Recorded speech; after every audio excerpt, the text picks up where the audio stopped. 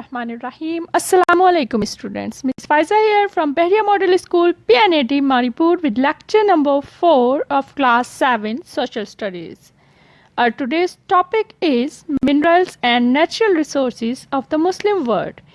After this lecture, you will be able to review the main minerals and natural resources of the Muslim world to provide more details about the oil and natural gas resources and to explain the significance of oil and its byproducts. So let's start the lecture. We will study the following topics in this lecture.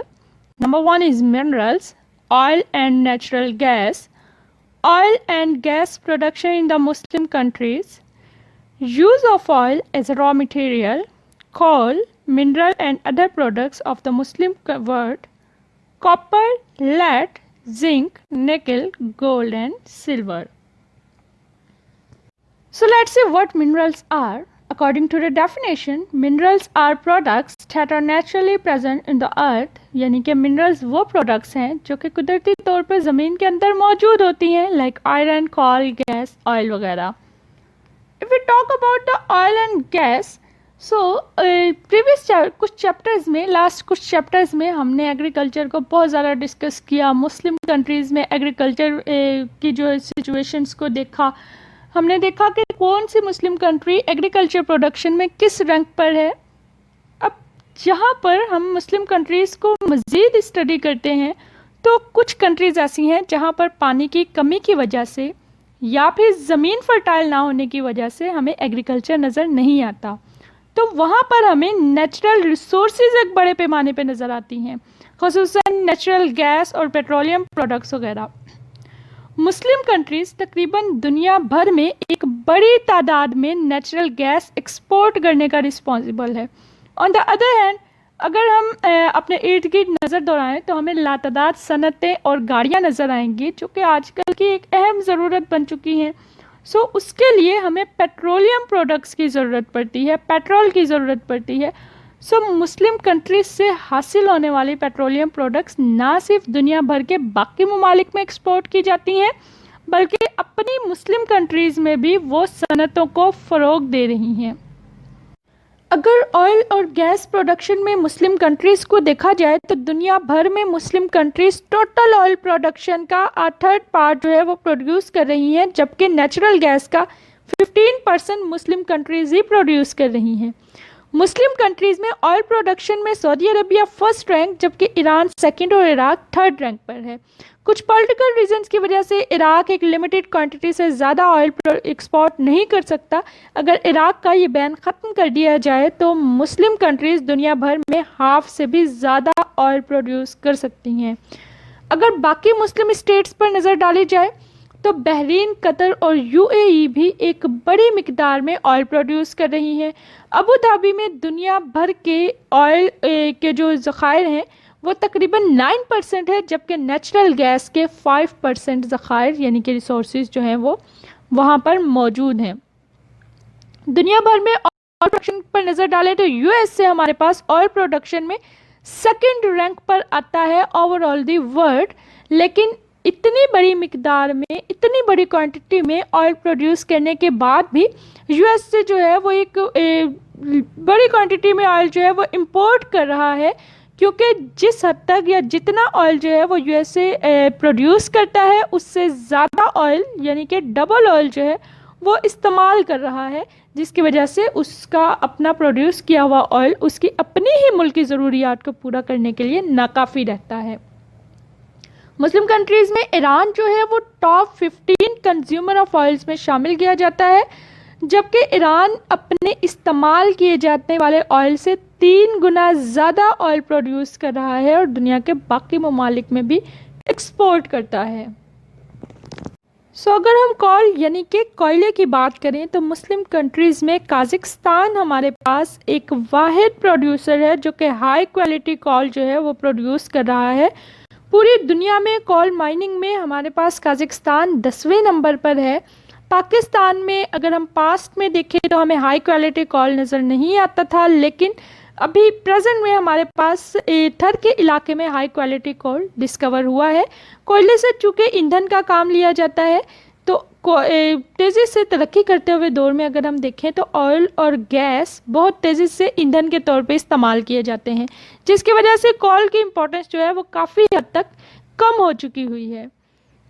Next हमारे पास आते हैं important mineral product of the Muslim countries. अगर हम important mineral product को देखें अपनी मुस्लिम countries में, तो यहाँ पर ऑयल और गैस जो है वो तो नुमाया पोजीशन पर हैं ही, हमें नुमाया नज़र आती हैं। इसके साथ साथ कुछ और भी मिनरल्स हैं जिनका जो कि बहुत डिटेल में आपको बुक पेज नंबर 21 पर नज़र आएंगे, एक मुकम्मल चार्ट की सूरत में कि कौन सी कंट्री जो है वो किस रैंक पर है प्रोडक्शन में, कौन से मिनरल प्रोडक्शन में। उनमें से कुछ मिनरल प्रोडक्शंस जो है, जो मिनरल प्रोड्यूस कर रही हैं मुस्लिम कंट्रीज़, उनको हम यहाँ पर डिस्कस करेंगे। सबसे पहले हमारे पास है कॉपर, देन लेड, जिंक, निकल, गोल्ड और भी सिल्वर को डिस्कस करेंगे। तो आइए सबसे पहले कॉपर देखते हैं। कॉपर को की अगर हम बात करें, कॉपर यानी कि तांबा, तो कॉपर हमें इलेक्ट्रिकल इंडस्ट्रीज़ में बड़े पैमाने पर इस्तेमाल होता हुआ नज़र आता है, because this is the best conductor of electricity. ये केबल, वायर्स और दीगर इक्विपमेंट्स जो हैं, जो इलेक्ट्रिकल इक्विपमेंट्स हैं, उसे बनाने के लिए इस्तेमाल किया जाता है। कॉपर को खाना पकाने के बर्तन बनाने के लिए भी मुफीद समझा जाता है, क्योंकि ये बहुत जल्द गर्म हो जाता है। और बहुत सी कंट्रीज़ कॉपर को कॉइन्स बनाने के लिए, सिक्के बनाने के लिए इस्तेमाल करती हैं। कॉपर को डिफरेंट मेटल्स में मिक्स करके भी इस्तेमाल किया जाता है। कॉपर की हिस्ट्री बहुत पुरानी है। माजी में लोग कॉपर को टिन के साथ मिलाकर एक सख्त किस्म का, एक हार्ड किस्म का मेटल बनाते थे, जिसे ब्रॉन्ज कहते थे। ब्रॉन्ज की चीज़ें मोइंजोदड़ो में दरियाफ्त की गई हैं, जो कि तकरीबन 2500 BC पुरानी हैं। इसके अलावा इंडोनेशिया को अगर हम देखें तो इंडोनेशिया दुनिया भर में कॉपर प्रोडक्शन में 3rd रैंक पर है। कॉपर के बाद हमारे पास नेक्स्ट आता है लेड यानी कि सीसा। तो अगर हम लेड की बात करें तो ये हमें गाड़ियों की बैटरियां बनाने के लिए जो है इस्तेमाल किया जाता है। इसके अलावा एक्सरे की जो इक्विपमेंट है, एक्सरे इक्विपमेंट्स में इस्तेमाल किया जाता है, जो कि जो नर्सेज या डॉक्टर्स हैं उन्हें ख़तरनाक रेस से महफूज रखने का काम करता है। इसके अलावा आपको लेड बिल्डिंग और बुलेट मेकिंग में भी नज़र आएगा। मुस्लिम कंट्रीज़ में अगर हम लेड की बात करें तो ये तकरीबन 6% जो है वो मुस्लिम वर्ल्ड से प्रोड्यूस किया जाता है। लेड के बाद नेक्स्ट जो हमारे पास मेटल आता है वो है जिंक। जिंक एक इंतहाई बारीक किस्म का मेटल है, जो कि आयरन और स्टील से बनी चीज़ों पर प्लेटिंग करने के लिए इस्तेमाल किया जाता है। आयरन को जंग से महफूज रखने के लिए जिंक की एक बारीक प्लेटिंग की जाती है। इसके अलावा जिंक को टॉर्च, बैटरीज और बहुत सारी मेडिसिन बनाने के तौर पे भी इस्तेमाल किया जाता है। काज़ाकिस्तान की अगर हम बात करें तो दुनिया भर में काज़ाकिस्तान जो है वो जिंक प्रोडक्शन में 9th रैंक पर है। जिंक के बाद हमारे पास है निकल। निकल इंतहाई वैल्यूएबल मेटल कंसिडर किया जाता है, जिसे अक्सर जिंक की तरह स्टील से बनी हुई जो अशिया हैं, स्टील से बनी हुई जो चीज़ें हैं, उनको कोट करने के लिए इस्तेमाल किया जाता है ताकि उन्हें जंग से महफूज रखा जा सके। ये एक शाइनी धात है, यानी चमकदार किस्म की जो है ये धात है, जिसे साइकिल के हैंडल्स और गाड़ियों के बम्पर्स पर देखा जा सकता है। इसके अलावा निकल की कोटिंग जो है वो सिल्वर के बने हुए सिक्कों पर भी देखने में आती है। इंडोनेशिया जो है वो निकल प्रोडक्शन में दुनिया भर में 4th रैंक पर है। निकल के बाद हमारे पास है गोल्ड। गोल्ड का नाम सुनते ही सबसे पहले जहन में बहुत सारी ज्वेलरी आती है, यानी गोल्ड से ऐसा लगता है कि सिर्फ ज्वेलरी ही तैयार की जाती है, लेकिन ऐसा बिल्कुल नहीं है। गोल्ड सिर्फ ज्वेलरी के लिए इस्तेमाल नहीं किया जाता, बल्कि इसका इंडस्ट्रीज़ में एक बड़ा मुकाम है। साइंटिफिक इक्विपमेंट्स बनाने के लिए, कंप्यूटर बनाने के लिए, इसके अलावा इलेक्ट्रिकल इक्विपमेंट्स बनाने के लिए गोल्ड को इस्तेमाल किया जाता है। सैटेलाइट में भी अगर हम गोल्ड को देखें तो वहाँ पर भी हमें इसका एक बड़ा इस्तेमाल नज़र आएगा। इंडोनेशिया जो है वो गोल्ड प्रोडक्शन में 7th, जबकि उज़्बेकिस्तान हमें 9th रैंक पर नज़र आता है। गोल्ड के बाद जो हमारे पास लास्ट मेटल है वो है सिल्वर। सिल्वर को ज्वेलरी बनाने के लिए इस्तेमाल किया जाता है। इसके अलावा डिफरेंट किस्म के जो बर्तन हैं वो भी सिल्वर से तैयार किए जाते हैं।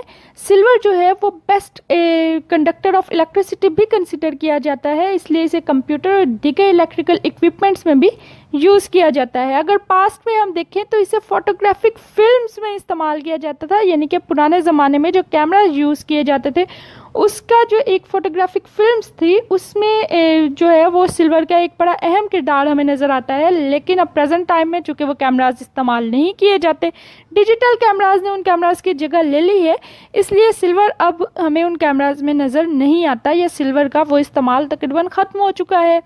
इसके अलावा सिल्वर जो है वो पुराने ज़माने में कॉइन्स बनाने के लिए, सिक्के बनाने के लिए इस्तेमाल किया जाता था, लेकिन इसका इस्तेमाल इस वजह से बंद कर दिया गया कि सिल्वर से बनने वाले कॉइन्स जो थे वो बहुत ज़्यादा सॉफ्ट थे, जो कि आसानी से जो है वो अपनी शेप चेंज कर जाते थे, जिसकी वजह से जो है अब इससे कॉइन्स तैयार नहीं किए जाते। सिल्वर की अगर हम मुस्लिम कंट्रीज़ में इसका पोजीशन देखें तो काज़ाख्स्तान हमें 9th रैंक पर नज़र आता है ऑल ओवर द वर्ल्ड जो है वो सिल्वर प्रोडक्शन में। तो यहाँ पर हमारा चैप्टर नंबर 4 ख़त्म होता है। आई होप कि बहुत अच्छे से ये चैप्टर आपको समझ में आया होगा। अपना बहुत सारा ख्याल रखिएगा। अल्लाह हाफ़िज़।